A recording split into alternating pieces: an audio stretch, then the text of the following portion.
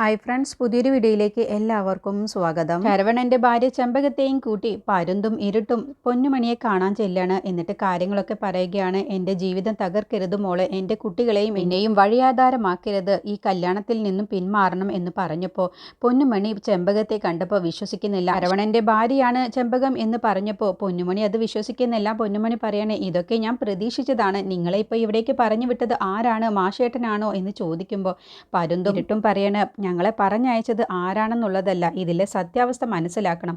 അല്ല എന്നുണ്ടെങ്കിൽ പൊന്നുമണി നിന്റെ ജീവിതം തന്നെയാണ് നാളെ ദുഃഖിക്കാൻ പോകുന്നത് എന്ന് പറയുമ്പോൾ നിങ്ങളൊന്ന് പറഞ്ഞാലും ഞാൻ വിശ്വസിക്കില്ല, ഇതൊക്കെ ഞാൻ പ്രതീക്ഷിച്ചതാണ് എന്ന് പറയുമ്പോൾ നീ വേണമെങ്കിൽ വിശ്വസിച്ചാൽ മതി എന്ന് ദേഷ്യത്തിൽ പരുന്ത് പറയണം. അപ്പോൾ പൊന്നുമണി തിരിച്ചും ഭീഷണിപ്പെടുത്താണ്, ഇനി മേലിൽ ഇങ്ങനെയുള്ളത് കാണിച്ചാൽ നിങ്ങൾക്ക് കണക്കിന് കിട്ടും എന്ന് പറഞ്ഞപ്പോൾ ഇരുട്ട് പറയണ, അങ്ങനെ ഭീഷണിപ്പെടുത്തൊന്നും വേണ്ട, ഇതിലും വലിയ ഭീഷണികൾ ഞങ്ങൾ കണ്ടിട്ടുണ്ട്, അങ്ങനെ പേടിക്കുന്നവരുമല്ല, നീ വിശ്വസിച്ചാൽ നിനക്ക് കൊള്ളാം, അല്ലെങ്കിൽ നിന്റെ ജീവിതം ഇല്ലാതാവും. ആ ചെമ്പകം, നമുക്ക് വേറെ എന്തെങ്കിലും വഴി നോക്കാം എന്ന് പറഞ്ഞ് ചെമ്പകത്തെയും കൂട്ടി പോവുകയാണ്. അപ്പോൾ പൊന്നുമണി ശരവണനെ വിളിക്കാണ്, എനിക്ക് അത്യാവശ്യമായിട്ട് ശരവണനെ ഒന്ന് കാണണം എന്ന് പറഞ്ഞ് പിന്നീട് പ്രഭാവതിയുടെ അടുത്തേക്ക് ശരത്ത് ചെല്ലാണ്. എന്നിട്ട് പറയണ, അമ്മയ്ക്ക് എന്താണ് തോന്നുന്നത്, ഈ കല്യാണം നടക്കുന്നത് കൊണ്ട് എനിക്ക് ദോഷമാണോ ഗുണമാണോ ഉണ്ടാവുക എന്ന് ചോദിക്കുമ്പോൾ പ്രഭാവതി പറയണ, സംശയം എന്താണ്, നിനക്ക് ദോഷം തന്നെയാണ് ഉണ്ടാവും.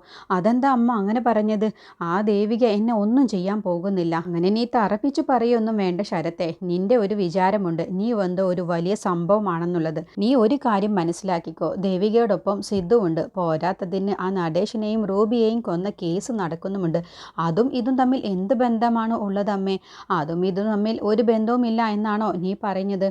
അപ്പോൾ അമ്മയ്ക്കെന്താ, എന്നെ സംശയമാണ്, നിന്നെ സംശയമുണ്ടായിട്ടല്ല, എന്നാലും നീ അതിൽ പങ്കില്ല എന്ന് പറഞ്ഞാലും ഞാനത് വിശ്വസിക്കാനും പോകുന്നില്ല. അമ്മ എന്താ ഇപ്പം ഇങ്ങനെയൊക്കെ സംസാരിക്കുന്നത്, എന്തെങ്കിലും തെറ്റുകൾ മക്കൾ ചെയ്താൽ അമ്മമാർ കൂടെ നിൽക്കുകയല്ലേ വേണ്ടത്? അങ്ങനെയല്ല ശരത്തെ, തെറ്റുകൾ മക്കൾ ചെയ്തിട്ടുണ്ടെങ്കിൽ അത് തിരുത്തി കൊടുക്കണം, അതാണ് ഒരു നല്ല അമ്മയുടെ ലക്ഷ്യം.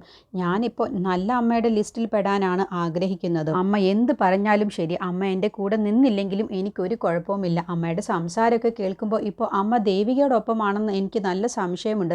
ഞാൻ ആരുടെയും ഒപ്പമൊന്നുമല്ല, ഞാൻ നിൻ്റെ നല്ലതിന് വേണ്ടിയിട്ടാണ് പറയുന്നത്, മക്കളുടെ നല്ലത് മാത്രമാണ് അമ്മമാർ ആഗ്രഹിക്കൂ, അതുകൊണ്ടാണ് നിനക്ക് ഞാൻ ഇതൊക്കെ പറഞ്ഞു തരുന്നത്. ഇല്ല അമ്മേ, ഇനി ഒരു പിന്തിരിയൽ ഇല്ല, ഞാൻ എന്തായാലും നിത്യയെ കല്യാണം കഴിക്കും, എന്നിട്ട് ദേവികയെ എൻ്റെ കാൽ ചുവട്ടിലെത്തിക്കും, അതാണ് എൻ്റെ ലക്ഷ്യം, അത് ഞാൻ ചെയ്തിരിക്കും. അപ്പോൾ പ്രഭാവതി പറയണേ, നിന്നോട് എത്ര പറഞ്ഞിട്ടും ഒരു കാര്യവുമില്ല, പക്ഷേ നല്ല അമ്മമാരുടെ ലിസ്റ്റിൽ പെടാനാണ് എനിക്ക് ആഗ്രഹം, പറ്റുമെന്നറിയില്ല, എന്നാലും ഞാൻ ശ്രമിക്കും എന്ന് പറഞ്ഞ് പ്രഭാവതി അങ്ങ് പോവാണ്. അപ്പോൾ പ്രഭാവതിയുടെ ഈ മാറ്റം ശരത്തിന് അങ്ങ് ഉൾക്കൊള്ളാൻ കഴിയുന്നില്ല. പിന്നീട് പൊന്നുമണിയെ കാണാൻ ശരവണൻ വരികയാണ്. എന്നിട്ട് കാര്യങ്ങളൊക്കെ സംസാരിക്കുകയാണ്. അപ്പോൾ ചെമ്പകം ആരാണെന്ന് ചോദിക്കുമ്പോൾ ഇവരാണോ അവരെ കൊണ്ടുവന്നത് എന്ന് ചോദിച്ച് ഇരുട്ടിൻ്റെയും പരുന്തിൻ്റെയും ഫോട്ടോ കാണിച്ചു കൊടുക്കുകയാണ്. അപ്പോൾ അതെ, ഇവർ തന്നെയാണ്. അപ്പോൾ പിന്നെ ഞാൻ കാര്യം പറയണ്ടല്ലോ, അപ്പം മാഷേട്ടനാണ് ഇതിൻ്റെ പിറകിലെന്നാണോ?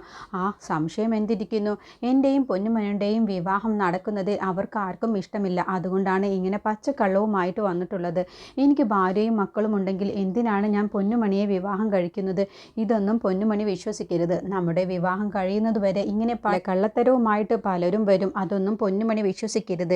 എനിക്ക് പൊന്നുമണിയെ ചതിച്ചിട്ട് ഈ ഭൂമിയിൽ ജീവിക്കാൻ കഴിയുമോ? ഇവിടെ കോടതിയും നിയമവും ഒക്കെ ഉള്ളതല്ലേ.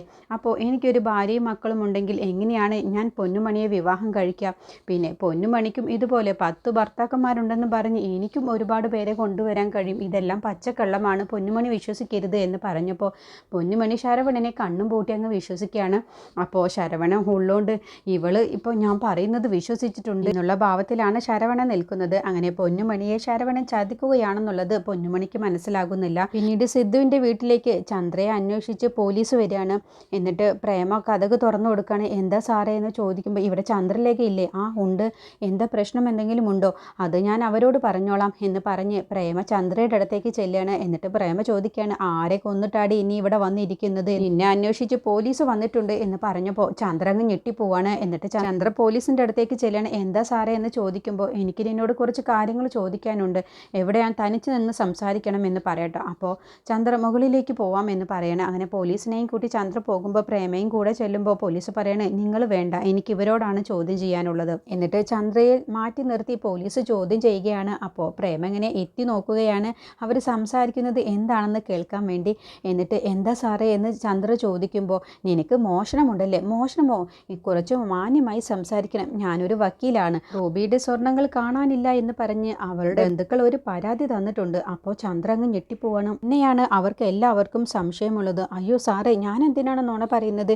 എനിക്കറിയില്ല റൂബിയുടെ സ്വർണം എവിടെയാണുള്ളതെന്ന്, എനിക്കറിയില്ല, ഞാൻ കണ്ടിട്ട് പോലും ഇല്ല എന്ന് പറഞ്ഞപ്പോൾ പോലീസ് മൊബൈലെടുത്ത് തല മറച്ചിട്ടുള്ള ആ ഫോട്ടോ കാണിച്ചു കൊടുക്കാണ്ട്. അപ്പോൾ അത് ചന്ദ്രയാണ് ആ സ്വർണ്ണങ്ങളെല്ലാം ഇട്ട് നിൽക്കുന്നത്. അപ്പോൾ ആ ഫോട്ടോ കാണിച്ചിട്ട് തലഭാഗം പൊത്തിവെച്ച ശേഷം പോലീസ് ചന്ദ്രയ്ക്ക് മുന്നിൽ ആ മൊബൈലിലെ ഫോട്ടോ കാണിച്ചു കൊടുക്കുകയാണ്. ഇതാണ് സ്വർണ്ണങ്ങൾ, ഇത് നീ കണ്ടിട്ടില്ലേ എന്ന് ചോദിച്ചപ്പോൾ പെട്ടെന്ന് ചന്ദ്ര അങ്ങ് പതറുകയാണ്. അത് പിന്നെ സാർ എന്ന് പറഞ്ഞപ്പോൾ, റൂബിയുടെ വീട്ടുകാർ ഈ ആഭരണങ്ങൾ റൂബിയുടേതാണെന്നുള്ളത് അവർ കണ്ട് അവർക്ക് മനസ്സിലായിട്ടുണ്ട്. അപ്പോൾ ഈ ഫോട്ടോയിലുള്ള ആഭരണങ്ങൾ നീ കണ്ടിട്ടുണ്ടോ എന്ന് ചോദിച്ചപ്പോൾ പെട്ടെന്ന് ചന്ദ്ര, അത് പിന്നെ സാർ ഇത് എന്ന് പറഞ്ഞപ്പോൾ, സംശയിക്കേണ്ട, നീ തന്നെയാണ്, നിൻ്റെ കല്യാണ ഫോട്ടോയാണെന്ന് പറഞ്ഞ് മുഴുവനായിട്ട് അങ്ങ് കാണിച്ചു കൊടുക്കുകയാണ്. അപ്പോൾ ചന്ദ്ര ഒന്നും മിണ്ടാതെ ഇങ്ങനെ നിൽക്കണം. നീ എന്താ ഒന്നും മിണ്ടാതെ നിൽക്കുന്നത്? മറുപടി പറയേ, എവിടെ റൂബിയുടെ സ്വർണ്ണങ്ങൾ എവിടെ എന്ന് ചോദിച്ചപ്പോൾ, ശരിയാണ്, ഞാൻ കല്യാണത്തിന് റൂബിയുടെ സ്വർണ്ണങ്ങൾ തന്നെയാണ് ഇട്ടിട്ടുണ്ടായിരുന്നത്. പക്ഷേ കല്യാണം കഴിഞ്ഞ ശേഷം ഞാൻ അത് റൂബിക്ക് തന്നെ തിരിച്ചു കൊടുത്തു. എന്നിട്ട് അതേ മോഡലിലുള്ള മുക്കുബണ്ടമാണ് ഞാൻ ധരിച്ചിട്ടുള്ളത്. എൻ്റെ കയ്യിലുള്ളത് ഇപ്പോൾ മുക്കുബണ്ടങ്ങളാണ് എന്ന് പറഞ്ഞപ്പോൾ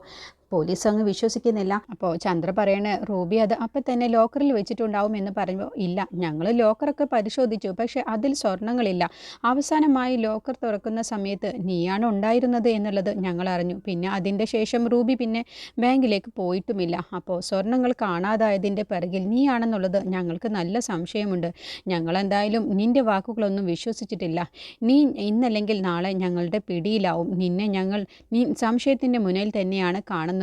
ഇതിൻ്റെ പിറകിലുള്ള സത്യാവസ്ഥ ഞങ്ങൾ കണ്ടുപിടിച്ചിരിക്കും എന്നും പറഞ്ഞാണ് പോലീസ് പോകുന്നത്. അപ്പോൾ അവർ പറയുന്നതെല്ലാം തന്നെ പ്രേമ ഒളിഞ്ഞു നിന്ന് കേട്ടിട്ടുണ്ട്. അങ്ങനെ പ്രേമ പെട്ടെന്ന് തന്നെ അവിടെ നിന്ന് അങ്ങ് മാറുകയാണ്. പോലീസ് താഴേക്ക് ഇറങ്ങി വരുന്നത് കാണുമ്പോൾ, അപ്പോൾ റൂബിയുടെ സ്വർണ്ണങ്ങൾ എവിടെ പോയി എന്നുള്ള സംശയത്തിലാണ് ചന്ദ്ര. അപ്പോൾ പോലീസ് ചന്ദ്രയോട് പറഞ്ഞിട്ട് പോകുന്നത്, സ്വർണ്ണത്തിന് വേണ്ടി നീ റൂബിയെ കൊന്നു എന്ന് പറയുമ്പോൾ ചന്ദ്ര അങ്ങ് ഞെട്ടിപ്പോണ്. ഇല്ല സാർ, ഞാനും റൂബിയും അത്രയ്ക്ക് ഫ്രണ്ട്സുകളായിരുന്നു, ഞാൻ ഒരിക്കലും അങ്ങനെയൊന്നും ചെയ്യില്ല സാർ എന്ന് പറഞ്ഞപ്പോഴും പോലീസ് പറയുന്നുണ്ട്, നിൻ്റെ വാക്കുകളൊന്നും ഞങ്ങൾ വിശ്വസിച്ചിട്ടില്ല. ഞങ്ങൾ ഈ കേസ് അന്വേഷണത്തിൽ തന്നെയാണ്. നിന്നെ ഞങ്ങൾ ഇന്നല്ലെങ്കിൽ നാളെ ഞങ്ങൾ പൂട്ടും എന്ന് പറഞ്ഞിട്ടാണ് പോലീസ് പോകുന്നത്.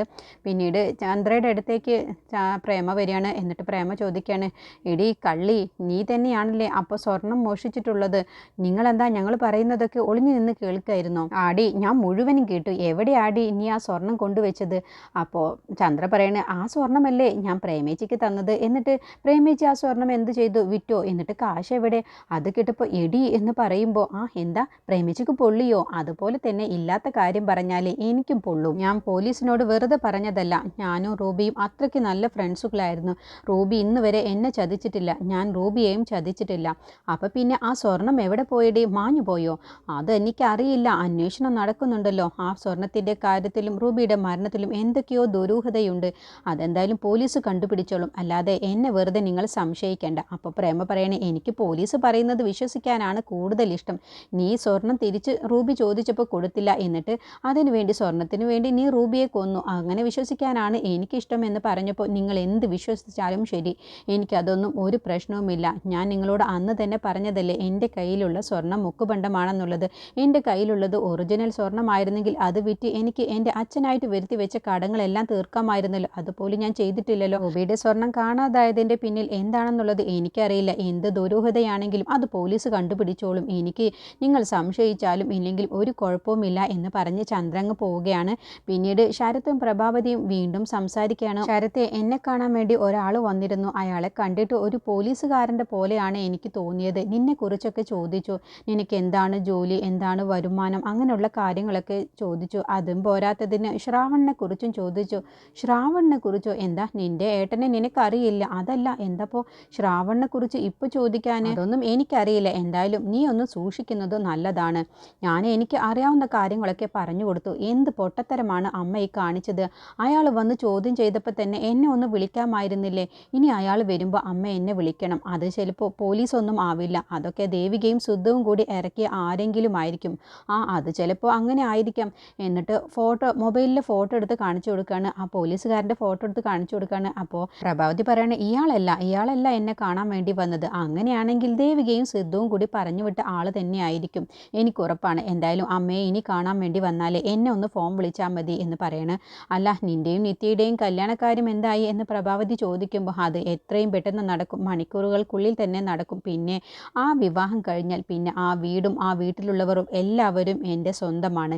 പിന്നെ ഈ ശരത്തിനെ, അമ്മ ഇതുവരെ കാണാത്ത ശരത്തിനെയാണ് അമ്മ ഇനി കാണാൻ പോകുന്നത് എന്ന് പറഞ്ഞപ്പോൾ എനിക്കെന്തോ ഇതൊക്കെ കേട്ടിട്ട് സന്തോഷിക്കാനൊന്നും തോന്നുന്നില്ല.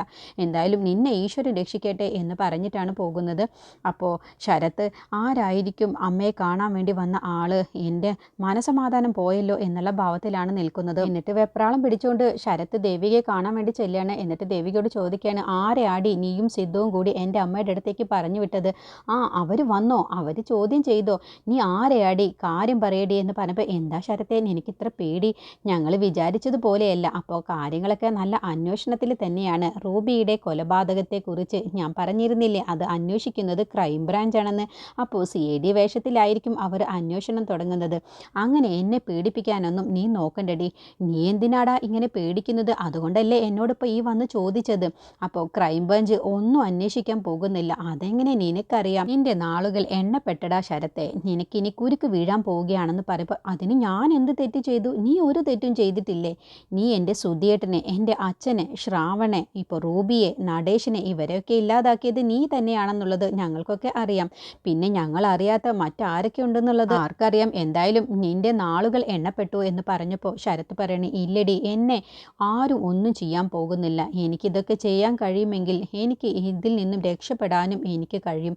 അതിന് നിനക്കെതിരെ ഇതുവരെയും അന്വേഷണങ്ങളൊന്നും ഉണ്ടായിട്ടില്ലല്ലോ. ഇപ്പോഴല്ലേ അന്വേഷണം തുടങ്ങിയത്. അതുകൊണ്ട് നിനക്കിനി അവസാന നാളുകൾ തന്നെയാടാ ശരത് എന്ന് പറഞ്ഞപ്പോൾ ശരത്തിനൊരു ചെറിയ പേടിയോട് കൂടിയാണ് നിൽക്കുന്നത്.